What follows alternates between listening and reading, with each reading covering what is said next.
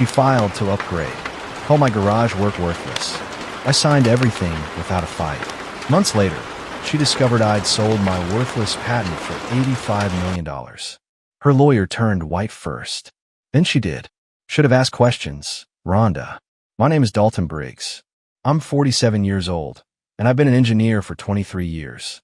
Married for 19 of those years to a woman who once told me I had kind eyes and steady hands. Rhonda used to say those were the things that mattered. Turns out, they didn't matter as much as a premium gym membership and a man who drove a car with his last name on the dealership. The morning she served me papers, I was drinking coffee at her kitchen table. Same spot I'd sat for nearly 2 decades.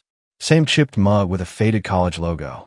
Same view of the backyard where I'd build a workshop that Rhonda called Dalton's Cave of Mediocrity whenever her book club friends asked about it. She walked in wearing a gray dress I'd never seen before. Heels that made her 3 inches taller. Hair done up like she had somewhere important to be. I'm filing to upgrade, Rhonda said, sliding a manila folder across the table. Not, I want a divorce. Not, we need to talk. Upgrade. Like I was outdated software she was uninstalling. I didn't say anything at first. Just looked at the papers, noticed her signature already on the bottom line, pen sitting on top like an invitation. You can keep the house, she continued, pouring herself lemon water from the pitcher she always kept in the fridge. I'll take the condo downtown and the Lexus. Clean break. No drama. Clean break. 19 years, 3 miscarriages, and a shared life reduced to a transaction. Whatever you need, Rhonda, I said, picking up the pen. She blinked. I could tell I'd thrown her off script. She'd expected a fight, maybe tears, definitely questions. Instead, I signed my name on every line that needed signing, dated it, and slid the folder back across the table. That's it, she asked. That's it, Dalton replied. She stood there for a moment longer, like she was waiting for me to break down. When I didn't, she picked up the folder, grabbed her purse, and walked toward the door. The dog, Murphy, followed her to the threshold. She didn't even glance down at him, just opened the door and left. Soft click. No slam. No final words. I sat there staring at my coffee. It had gone cold. That night, I found one of her wine glasses still in the dishwasher. Lipstick stain on the rim. Same shade she'd worn that morning. I thought about the receipts I found 6 months earlier. Charges at restaurants I'd never been to. Hotel rooms booked on weekends when she said she was at conferences. His name was Clayton Sutton. I never met him, but I knew enough. Investment advisor. Drove a Mercedes. Had a smile that sold trust funds and empty promises. I didn't confront her back then. Didn't scream or throw anything. I just went out to the workshop, closed the door, and got back to work on the one thing she never bothered to understand. The prototype sitting on my workbench. Compact, unassuming, revolutionary. She called it my retirement fantasy. Told her friends I was wasting time on something that would never matter. But the blueprints were finished. The trust was ironclad. And my attorney, a former military man with a sharp mind and sharper instincts, had made sure every asset was protected. I didn't leave Rhonda because she cheated. I left because I'd already been gone for years. She just didn't notice until it was too late. Rhonda used to call it Dalton's junkyard. My workshop. The place where I spent nights and weekends for the past 11 years. She never stepped foot inside. Not once. Said it smelled like burnt metal and broken dreams. Truth was, it smelled like progress. The workshop sat behind our house, converted from an old storage shed I'd renovated myself back in 2014. Insulated walls, proper ventilation, workbenches I'd built by hand. Nothing fancy, but functional. Everything I needed. The device sitting on the center bench didn't look like much. About the size of a microwave, gray polymer casing, handful of indicator lights on the front panel. But inside that unassuming box was something that would change transplant medicine forever. A biocompatible polymer matrix capable of 3D printing functional human organs. I'd started working on it during my master's program, back when Rhonda still pretended to care about my research. The concept was simple. Create a material that could replicate human tissue at the cellular level, print it layer by layer, integrate it with a patient's existing biology without rejection. Simple concept. 15 years of execution. The breakthrough came 3 years ago. I'd been testing polymer combinations, trying to find the right balance of flexibility and structural integrity. Failed over 200 times. Rhonda was at a charity gala that night, probably already meeting Clayton for the first time, while I was in the workshop running tests on batch 247. It worked. The sample tissue integrated with the control cells. No rejection. No degradation. Perfect compatibility. I sat there staring at the microscope screen for an hour, not believing what I was seeing. That's when I called my contact in Seattle, a guy named Vincent Aldridge. We'd met at a biomedical engineering conference years back, stayed in touch through emails. He ran a venture capital firm specializing in medical technology. Quiet guy, never pushy, just asked questions and listened. Vincent, I'd said when he answered, I need to talk to you about something. In person. When? Vincent had asked. Soon as possible. He flew out 2 weeks later. Looked at my data, examined the prototype, asked questions for 3 hours straight. Then he sat back, folded his hands, and said 5 words that changed everything. How much do you need? Over the next 3 years, Vincent funneled funding through a private trust. Nothing flashy. No press releases. Just steady investment in research, materials, testing. He believed in the work when nobody else did. Especially not Rhonda. She'd walk past the workshop with her wine glass, laughing on the phone with her sister. Dalton's still playing scientist, she'd say. Maybe one day he'll build something that actually matters. I never corrected her. Never told her about the patents I'd filed. Never mentioned the trust I'd set up in Nevada, separate from marital assets. Never explained that Vincent's firm had already lined up 3 major hospital networks interested in licensing the technology. Let her think I was wasting time. Meanwhile, I was building an empire she'd never see coming. The night she left, I stood in the workshop, hand resting on the prototype. Murphy sat at my feet, head tilted like he was trying to understand. She has no idea, buddy, Dalton said to the dog. Murphy's tail wagged once. I pulled out my phone, sent Vincent a text. Timeline just accelerated. She's gone. Let's move forward. His response came 30 seconds later. I'll make the calls. Get ready. I looked around the workshop.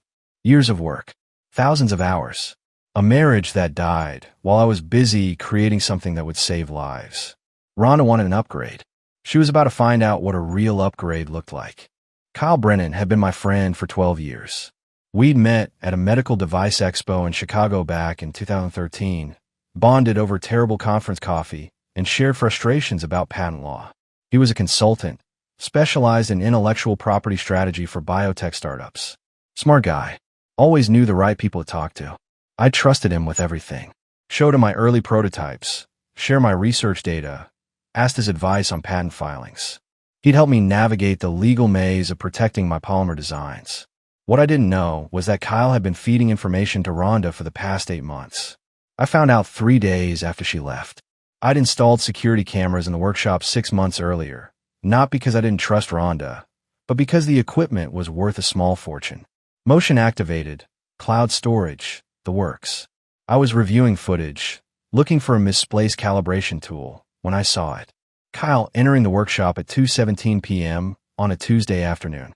I'd been at a meeting with a hospital administrator. Rhonda had let him in. The video showed Kyle photographing my workbench, my computer screen, my filing cabinet. Methodical. Professional. He spent 40 minutes documenting everything. I sat there watching the footage 3 times, making sure I wasn't misunderstanding what I was seeing. Then I checked the timestamps. Kyle had visited the workshop 7 times over the past 6 months. Always when I wasn't home. Always led in by Rhonda. I pulled up my email archive, searched for Kyle's name. Found a thread from 4 months ago where he'd asked detailed questions about my polymer composition. Questions that seemed innocent at the time. Now they look like reconnaissance. My phone rang. Vincent calling. We have a problem, Vincent said, his voice tight. Someone's been shopping your technology to competitors. Detailed specs. Recent test data. Kyle Brennan, Dalton said. You know, Vincent asked. Just figure it out. He's been accessing my workshop. Rhonda's been helping him. Silence on the other end. Then Vincent spoke, his tone cold and calculated. Don't confront him. Don't let him know you know. We're going to need evidence for the lawsuit. Can you secure your workshop? Vincent asked. Already done. Cameras caught everything. Good. Send me the footage. I'll have our attorneys start building a case. And Dalton, change all your access codes. Move the real prototype somewhere safe. I'd already moved it. The device sitting on my workbench now was a dummy unit. Looked identical, but the internal components were worthless knockoffs. The real prototype was in a climate-controlled storage unit across town, registered under the trust's name. Way ahead of you, I said. That's why we're going to win, Vincent replied. After we hung up, I sat in the workshop, staring at the dummy prototype. Kyle thought he was stealing cutting-edge technology. He was actually stealing garbage. But the betrayal still stung. 12 years of friendship, reduced to corporate espionage, and a woman who never loved me enough to protect what I'd built. I opened my laptop, drafted an email to Kyle, kept it friendly, casual, asked if he wanted to meet for coffee next week to discuss some exciting developments with the project. He responded within an hour. Absolutely. Looking forward to it. I smiled. So was I. The break-in happened on a Thursday night. I was at a medical conference in Phoenix, scheduled to present a paper on tissue integration protocols. Rhonda knew I'd be gone for 3 days. So did Kyle. The security system alerted me at 11:43 p.m. Motion detected in the workshop. Camera feed showed 2 figures in dark clothing, faces covered, using a crowbar on the side door. I watched from my hotel room as they moved through the space. One of them went straight for the workbench. The other started rifling through file cabinets. Professional. They knew exactly what they were looking for. The one at the workbench pulled out a hammer, raised it over the prototype. I didn't panic, just watched. The hammer came down. The casing shattered. Components scattered across the floor. The second intruder grabbed my laptop, unplugged my external hard drives, swept everything into a bag. They were in and out in 8 minutes. I called Vincent immediately. They just hit the workshop, Dalton said. The real prototype. Vincent asked, alert despite the late hour. Safe in storage. They destroyed the dummy. Perfect. Call the police. File a report. Make it look like you're devastated. I called 911, reported the break-in, flew home the next morning. 2 detectives met me at the house, took statements, photographed the damage, collected what little evidence the intruders had left behind. Any idea who might want to do this? The younger detective asked me. No idea, I said, playing the confused victim. I'm just an engineer. I don't have enemies. But I did have enemies. And I had video footage of exactly who they were. After the police left, I uploaded the security footage to an encrypted server, sent the link to Vincent and my attorney. The video was crystal clear. The intruders had taken off their masks inside the workshop, probably thinking the cameras weren't working. One of them was Kyle's younger brother, Derek. The other was a guy I didn't recognize, but Vincent's security team identified him within 2 hours. Former military, now working private security. His employment records showed recent payments from a shell company registered to Clayton Sutton. All the pieces fell into place. Ron had told Clayton about my work. Clayton had brought in Kyle. Kyle had recruited his brother and hired Muscle to destroy the evidence. They thought they were protecting Clayton's investment, making sure I couldn't profit from technology that might threaten his financial position with Rhonda. What they'd actually done was commit multiple felonies on camera. Do we press charges now? I asked Vincent during our call that evening. Not yet, Vincent said. Let them think they won. Let them think you're broken. We're going to let this play out, and when the time's right, we'll bury all of them. I looked at the destroyed dummy prototype, pieces scattered across my workshop floor. I can wait, Dalton said. I know you can. That's why you're going to win. I spent the next 2 days cleaning up the workshop, making it look like I was trying to salvage the project. Posted a few vague, defeated-sounding updates on my personal blog about setbacks and challenges. Kyle called to offer his condolences. I heard about the break-in, man. That's terrible. Is there anything I can do to help? No, I said, keeping my voice flat. I think I'm done. The project's dead. Don't say that. You can rebuild. Maybe. I need some time to think.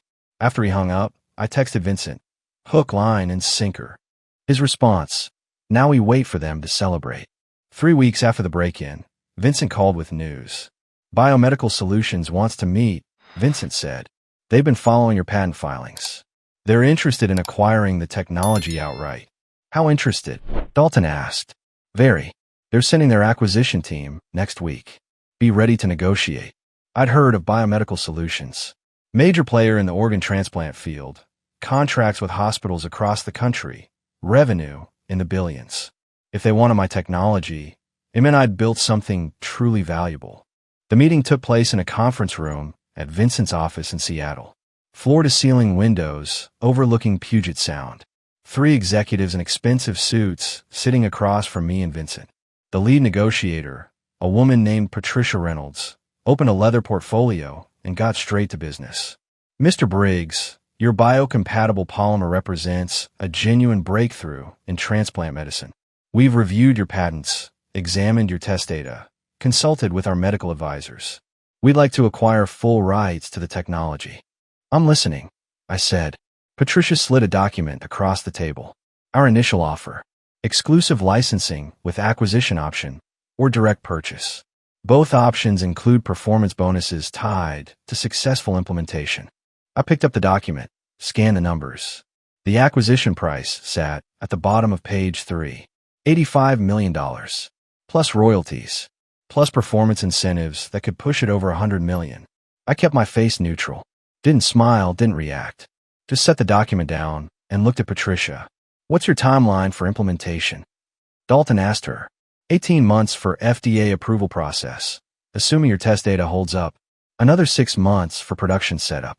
We'd want you on retainer as a technical consultant through the first phase. And the technology would be used exclusively for medical applications. No defense contracts, no private sector misuse. Patricia nodded. Strictly medical. Our contracts are with hospital networks and transplant centers. That's our core business. I looked at Vincent. He gave a slight nod. Give me 72 hours to review with my attorney, I said. If the terms hold up, we have a deal. Patricia smiled. We'll await your response. After they left, Vincent poured 2 glasses of whiskey, handed me one. $85 million, Vincent said. Not bad for a workshop project. It was never just a workshop project, I replied. I know. That's why I invested. Rhonda never understood what she was walking away from. I thought about that. About the years I'd spent building something meaningful while my marriage dissolved. About Rhonda planning her upgrade with Clayton, counting assets, dividing property, never once asking about the real value sitting in my workshop. She'll find out soon enough, Dalton said. When do you want to make it public? Vincent asked me. After the papers are signed. After the money's transferred. After there's nothing she can do to claim a piece of it. Vincent raised his glass. To patience. We drank. 3 days later, after my attorney confirmed every clause was airtight, I signed the acquisition agreement. The money hit the trust account 48 hours after that. $85 million. Secured, protected, completely separate from any marital claims. I was standing in my workshop when the transfer notification came through. Same space where I'd spent 11 years building, testing, failing, succeeding. Murphy sat at my feet, tail wagging. We did it, buddy, I said to the dog. I didn't celebrate, didn't call anyone, just stood there in the quiet, feeling the weight of everything I'd accomplished finally settling into reality. Rhonda had won an upgrade. She'd gotten Clayton's leased lifestyle and empty promises. I'd gotten freedom and vindication. The publicity embargo would last 6 months. Standard practice for acquisitions of this size. Biomedical Solutions wanted time to secure their supply chain and finalize FDA paperwork before going public. 6 months. That's how long Rhonda had before her world turned upside down. I could wait. I kept my life exactly the same. Same truck, same house, same routine. Mowed the lawn every Saturday morning. Took Murphy for walks. Bought coffee at the same diner I'd been going to for years. Nothing changed on the outside because I wanted it that way. Rhonda moved into her downtown condo with Clayton. I saw the Instagram posts. Her feed became a highlight reel of upgraded living. Rooftop brunches, wine tastings, weekend trips to Napa Valley. One post showed her holding a champagne glass, caption reading, "Finally living the life I deserve." Clayton stood behind her, hand on her shoulder, smiling that investment advisor smile. I scrolled past without reacting. 2 months after the divorce was finalized, I ran into them at a farmer's market downtown. I was buying vegetables for dinner. They were browsing artisanal cheese like it was performance art. Rhonda saw me first. Her smile faltered for half a second before snapping back into place. "Dalton," she said, her voice overly cheerful. "How are you?" "Good," I said, keeping it simple. "You?" "Wonderful. We just got back from Sonoma." Clayton surprised me with a wine country getaway. Clayton extended his hand. I shook it. Firm grip, practice confidence. Good to see you, Dalton, Clayton said to me. Rhonda's told me a lot about you. I'm sure she has, I replied. An awkward pause settled between us. Rhonda adjusted her sunglasses, the designer kind that cost more than my monthly grocery bill. Still working on your little project? She asked, the condescension barely hidden. Not anymore, I said. Had some setbacks. Took a break from it. Her expression shifted to something that looked like vindication. Oh, I'm sorry to hear that. But honestly, maybe it's for the best. You can focus on other things now. Maybe, Dalton said. Clayton checked his watch. We should get going, babe. Reservations at noon. They walked away hand in hand. Rhonda glanced back once, that same superior smile on her face. The look that said she'd made the right choice, upgraded successfully, left the boring engineer behind. I bought my vegetables and went home. That evening, I got a text from Kyle. First time he'd reached out since the break-in. Hey man, heard you gave up on the polymer project. Probably smart. These things rarely pan out. Want to grab coffee sometime? I stared at the message for a long moment. Kyle thought he'd won. Thought the sabotage had worked. Thought I was defeated. Sure, I texted back. Let's catch up soon. I set my phone down, looked at Murphy sleeping on his bed. For months until the embargo lifted. For months until the acquisition went public. For months until everyone who dismissed me, betrayed me, underestimated me, would see exactly what I'd built. I could be patient a little longer.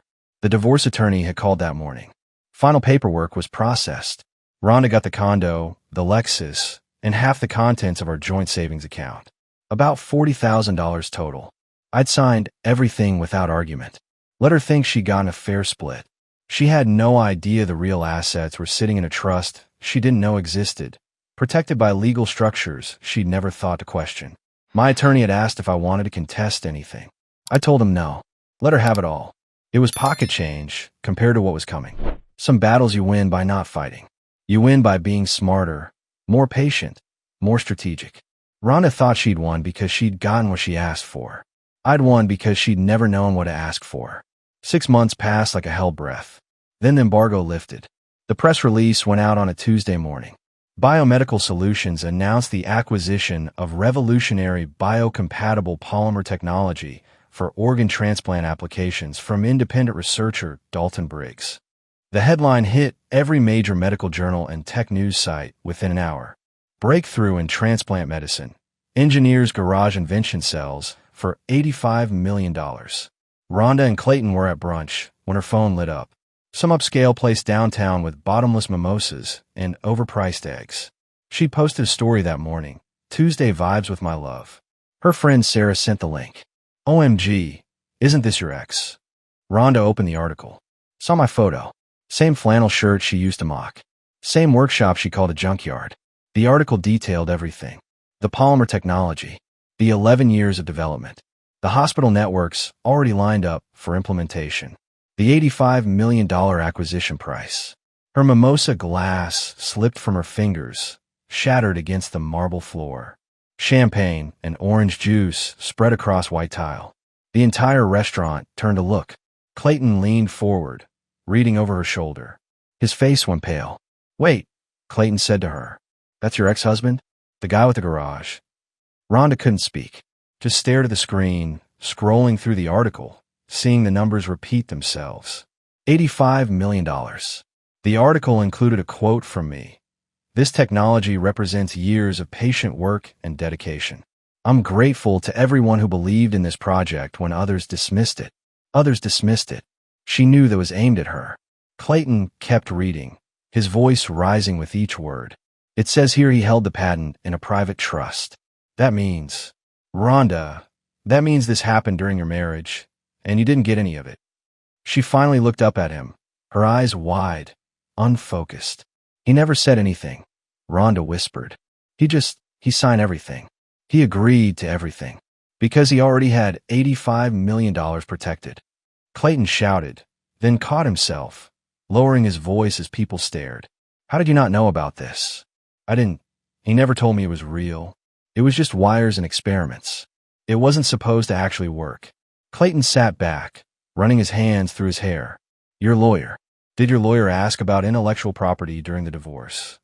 Rhonda's hand shook as she pulled up her lawyer's contact. Dialed. Robert answered on the third ring. Robert, did you see the news? Rhonda asked him, her voice breaking. I did, Robert said, his tone grim. We need to talk. Can you come to my office? Tell me now. Can we contest it? Can we get a share? Silence on the other end. Then Robert spoke slowly, carefully.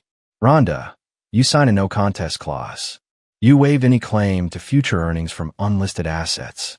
The trust was registered before the divorce was filed. The patent was filed separately from marital assets. It's completely legal and completely protected. But $85 million, Robert. I understand. But unless he listed that technology as a marital asset during disclosure, which he clearly didn't, you have zero legal claim. He played this perfectly. I'm sorry. The line went dead. Rhonda sat frozen, phone in hand, the reality crashing over her like a wave. She'd walked away thinking she'd gotten the better deal. The condo, the car, the freedom. He'd let her take it all because it was nothing compared to what he'd protected. Clayton stood up. I need some air. Don't leave, Rhonda said, reaching for his hand. He pulled away. I need to think. This is a lot. He walked out of the restaurant without looking back. Rhonda sat alone at the table, surrounded by broken glass and spilled champagne, while the other diners whispered and stared. Her phone buzzed. Another message from Sarah. Girl, you fumbled the bag so hard. She wanted to scream, wanted to cry, wanted to rewind 6 months and ask one simple question. But it was too late. By that evening, the story had gone viral. Local news picked it up. Business journals ran features. Someone on Reddit started a thread titled Woman Divorces Engineer Husband. Finds out later he sold patent for $85 million. The thread had 18,000 upvotes. Rhonda's Instagram became a battlefield. Comments flooded in under her recent posts. Bet you regret that upgrade now. He's probably laughing all the way to the bank. Imagine leaving a genius for a finance bro. She deleted the comments. Then more came. She turned off commenting entirely. Then the messages started.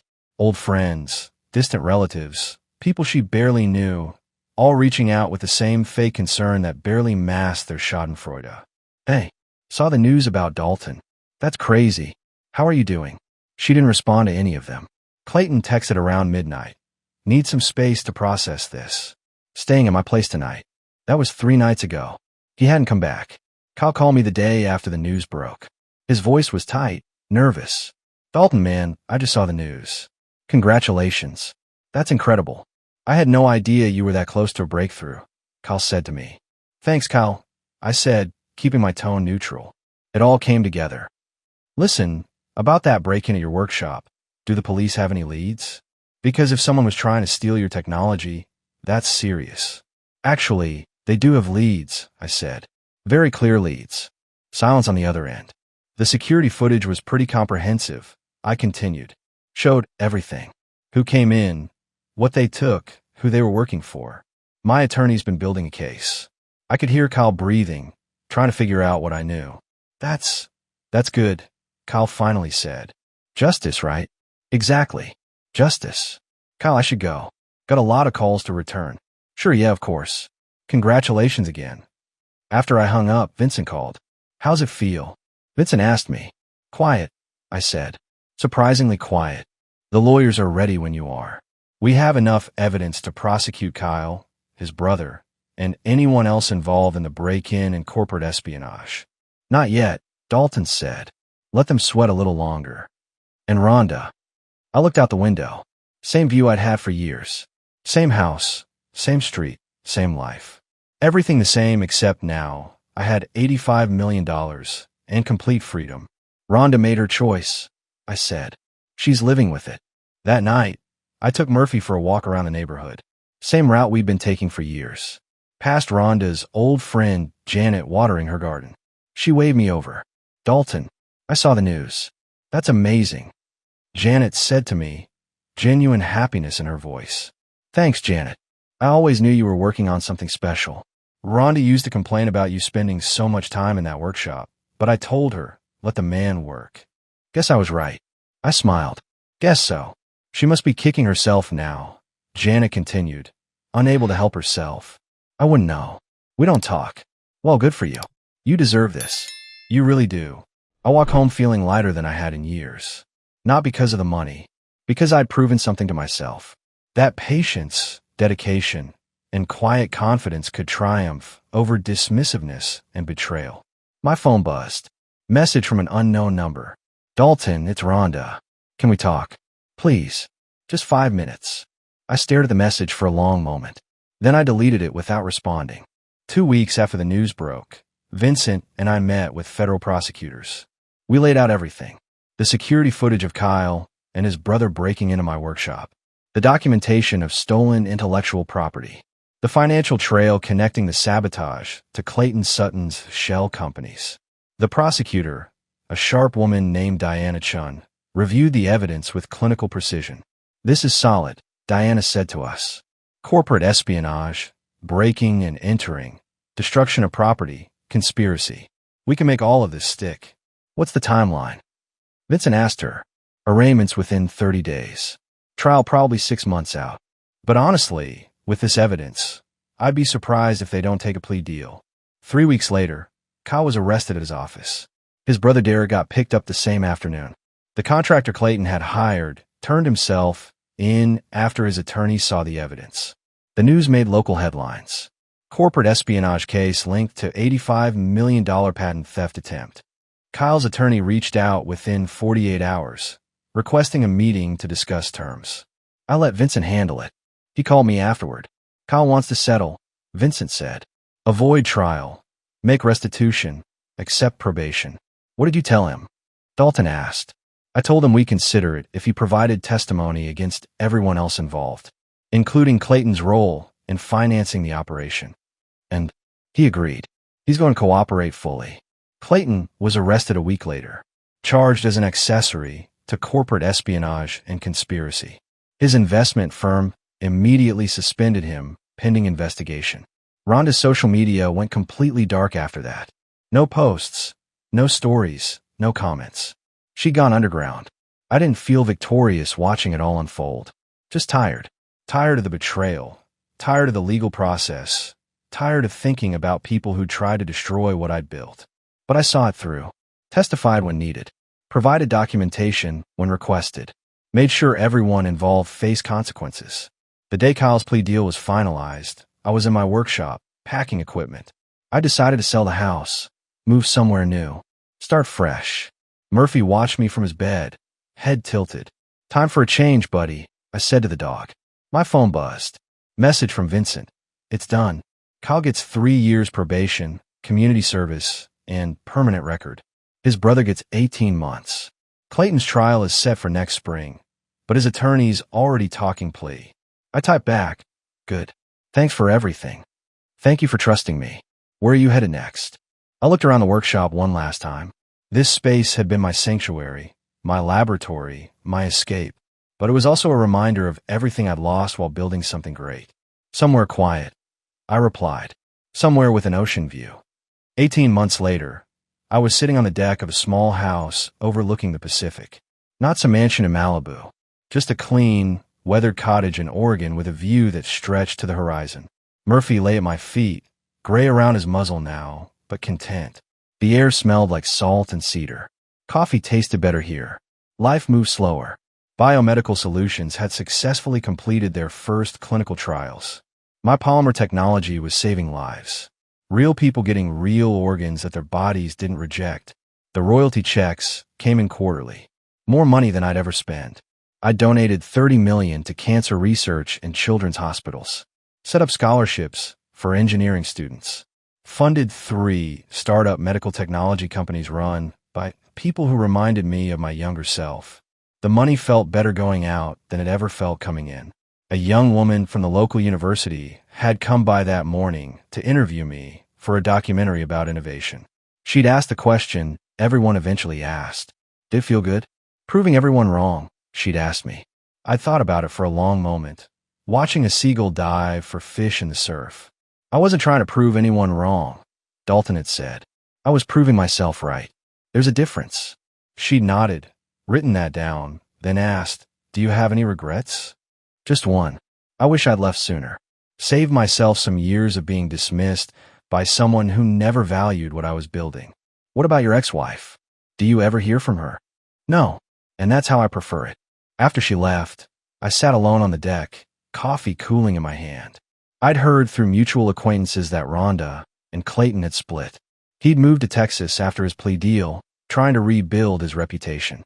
She'd moved back in with her sister, working some administrative job, living quietly. I didn't feel satisfaction hearing it. Didn't feel anything, really.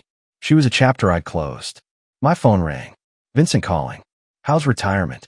Vincent asked me. Peaceful. You should try it. Maybe someday. Listen, there's a researcher in Boston working on synthetic bone tissue. Brilliant work, needs funding. Thought you might be interested. Send me the details. I'll take a look. After we hung up, I stood, stretched, walked down to the beach.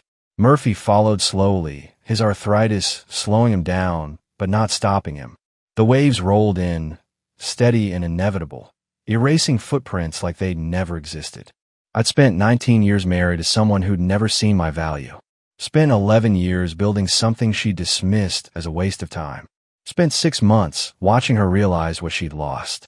And now I was here. Free. Successful. At peace. Sometimes the best revenge isn't revenge at all. It's building a life so fulfilling that the people who left it become irrelevant to the outcome. I threw a piece of driftwood into the surf. Murphy watched it disappear into the waves, tail wagging once. Good boy, I said. We turned and walked back toward the house, leaving the ocean to erase our footprints behind us.